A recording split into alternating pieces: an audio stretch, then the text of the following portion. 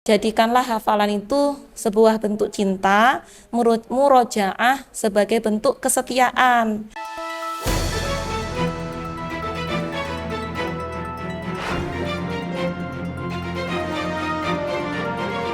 Ya, bismillahirrahmanirrahim. Assalamualaikum warahmatullahi wabarakatuh.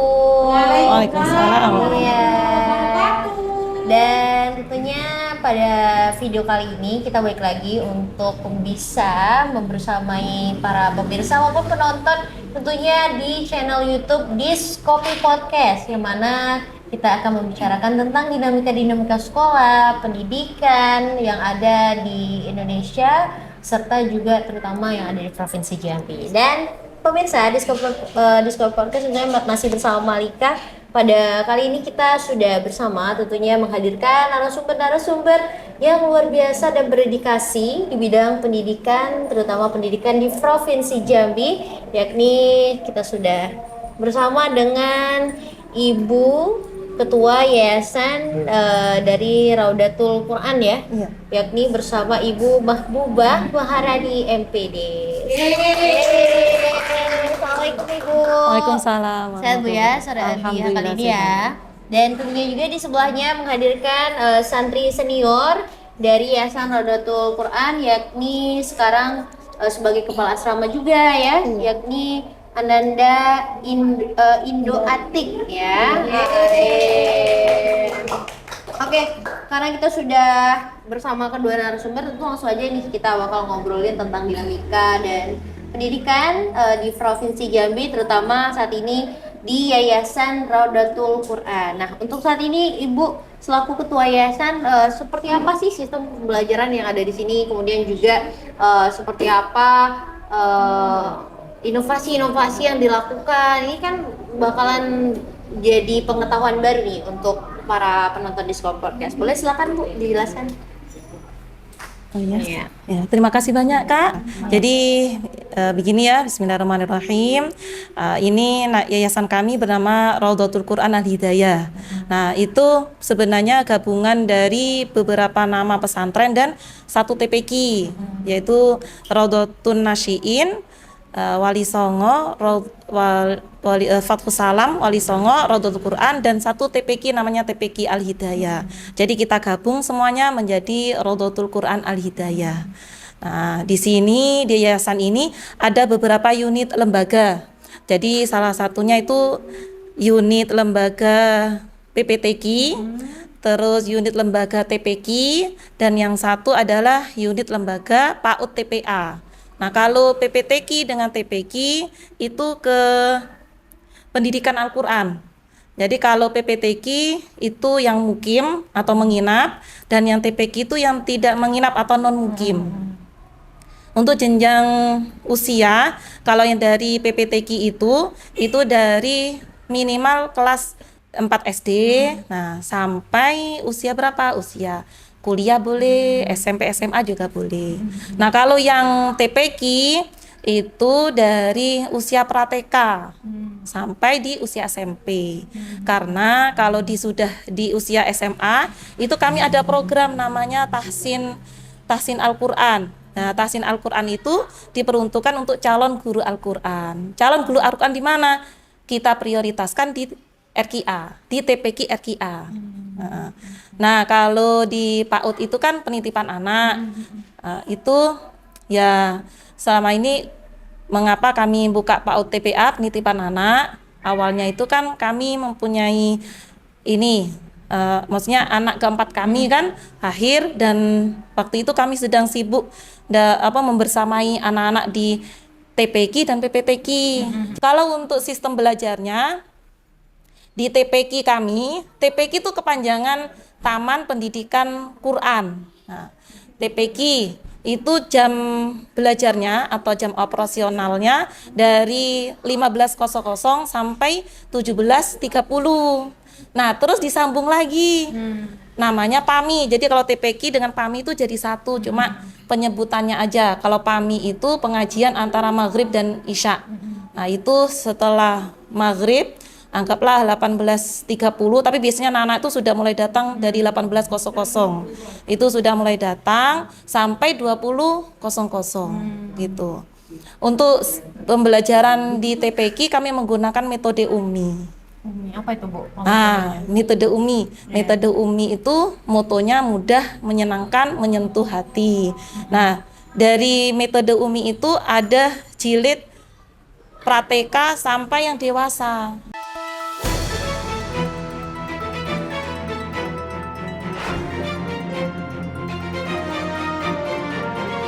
Ya, baik, kita akan kembali berdiskusi bersama Ibu Mahbubah ya, tentunya bersama Ketua Yayasan Raudatul Quran ya.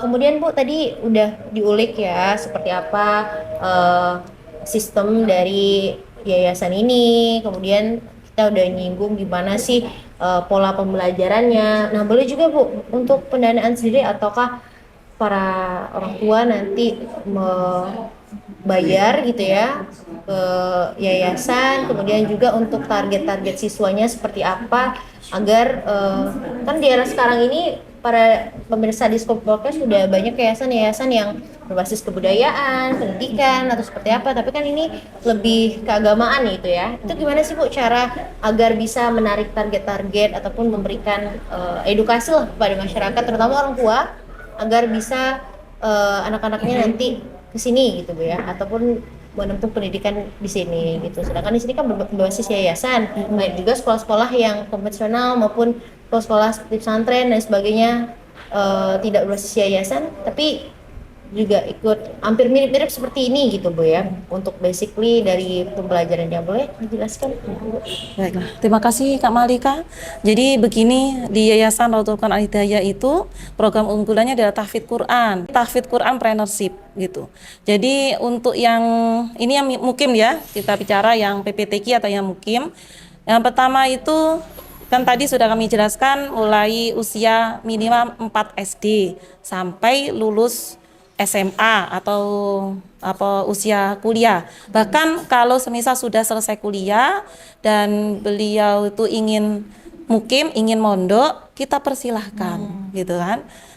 Tapi dengan catatan karena di sini kan tahfidz Quran. Nah, jadi tahfidz Quran. Jadi minimal itu kita lihat anak-anaknya kan mempunyai kemampuan.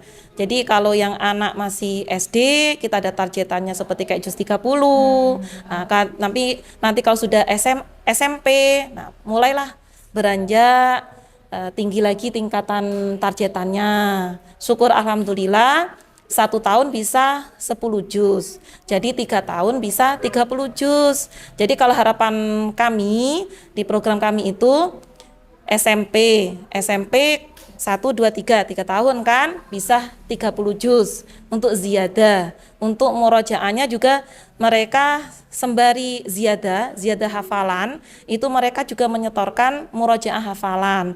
Dan mereka juga kita kasih waktu dan kita kasih pengertian, pemahaman bahwasanya jadikanlah hafalan itu sebuah bentuk cinta, murojaah sebagai bentuk kesetiaan. Jadi setiap hari tidak hanya ketika jam setoran mereka menyetorkan murojaah, tapi ya di waktu-waktu longgar, bukan waktu longgar ya, harus melonggarkan waktu untuk murojaah pribadi. Meluangkan waktu. Ya betul, Kak. Jadi targetannya di SMP sudah selesai 30 juz, nah, di SMA fokus murojaah. Jadi ketika lulus dari SMA, monggo silakan mau kuliah ambil jurusan mana gitu. Nah, itu kalau targetan tahfidz Qur'annya ya, Kak. Untuk di target untuk anak-anaknya nggak bisa kita pukul rata sama semua ke anak-anak, nggak bisa. Nah, jadi ada yang PSN mereka atau skill mereka itu ada yang unggul di hafalan, ya kita support hafalannya. Ada juga yang unggul di olahraga, seni kayak silat gitu kan. Kita dukung, kita support. Ada juga yang suka dagang, Kak. Nah, jadi kita ini kan ada buka jualan kecil-kecilan, anggaplah koperasi gitu kan, koperasi santri.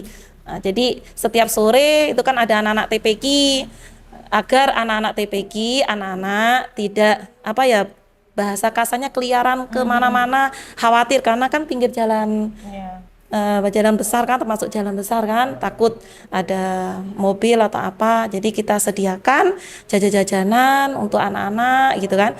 Nah itu kita dukung siapa yang mempunyai hobi atau mempunyai ini jiwa bawa dagang, nah kita ajarkan secara manual Kak, hanya manual aja dulu, nggak pakai sistem kayak scan gitu kan, enggak. Kemudian kalau tadi berarti ini basically-nya rentan umur ya? Iya, Umur dari 4 SD 4 SD ya, sampai dengan lulus SMA atau kuliah, gitu. bahkan yang sudah selesai Tapi kuliah. untuk klasifikasinya Bu ada? Untuk misalkan ini bagian Ada nah, itu ya. gimana tuh kalau klasifikasinya? Jadi kita bedakan kamarnya dan juga kita juga siapkan musyrifahnya. Jadi kalau yang untuk anak kuliah kamarnya di sini, untuk anak yang SMP dengan SMA di sini. Bahkan sekarang kan alhamdulillah sedang pembangunan, penambahan 1 kamar lagi. Jadi rencananya SMP sendiri, SMA sendiri, kuliah juga sendiri gitu. Berarti bisa kuliah juga? Bisa, bahkan lulus kuliah itu bisa. Ya untuk pembelajarannya ini beda ya, kalau yang anak kuliah ya. Kalau anak kuliah itu tahsin seminggu sekali. Oh, tahsin sendiri. Iya, setoran hafalan itu juga di seminggu sekali.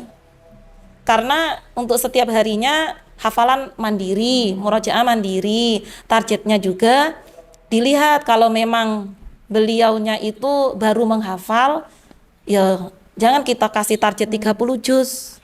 Salah satu anak kuliah ya ini kakak namanya Kak Indo Ati. Nah, tapi sekarang alhamdulillah menjadi ustadzah.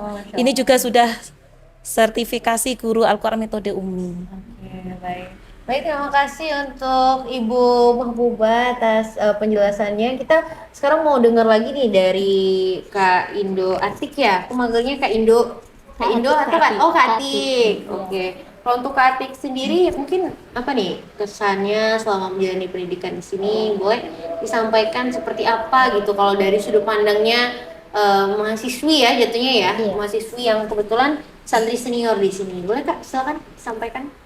Baiklah, bismillahirrahmanirrahim. Kesan kami selama masuk di pondok ini, ya sebelumnya mungkin belum mengetahui bagaimana sih sosok kita yang sebagai mahasiswi kuliah kan, sambil kuliah sambil mondok itu kan sangat jarang kan ditemukan. Tapi prinsip kami masuk ke pondok ini, pertama ketika kita di luar kuliah, namanya anak kuliah kan kalau tinggal seperti tinggal di kos-kosan gitu kan Kak, untuk ibadahnya lah utama kan tidak terjamin. Jadi kami berpikiran ketika kami mondok mungkin kami dapat pengalaman, selain itu ya lebih mendekatkan diri dengan ibadah. Terus dari mondok juga kami dapat ilmu bagaimana caranya mengamalkan Al-Quran, karena niat kami kuliah itu sambil mondok mungkin sangat baik, dapat inspirasi di dalam pondok pesantren tersebut. Dan alhamdulillah kami masuk 5 tahun di sini, benar-benar mendapatkan keberkahan yang kami dapat itu dari Al-Quran, terus itu dari ridho seorang guru. Alhamdulillah kami ngerasa ketika kami di pondok, kami nggak seperti teman-teman yang di luar sana yang tinggal di kosan, yang mohon maaf Kak ya, ketika di kosan kan kita kadang lalai dalam ibadah. Jadi ketika di pondok benar-benar diarahkan, dan mungkin itu sih kesan kami. Luar biasa, intinya punya manfaat tersendiri ya. Iya. Untuk pribadi, terutama Kak Atik selain belajar tapi juga bisa mendekatkan dirinya lebih fokus, karena juga dibantu oleh Ibu Mahbubah juga bersama Iya, teman benar. guru yang lain gitu ya, jadi Iya. bisa fokus seperti itu. Kita mau balik lagi sama Ibu Mahbubah, mungkin ini pertanyaan terakhir Bu. Kalau untuk kapasitas dari yayasan ini apakah terbatas atau seperti apa gitu Bu?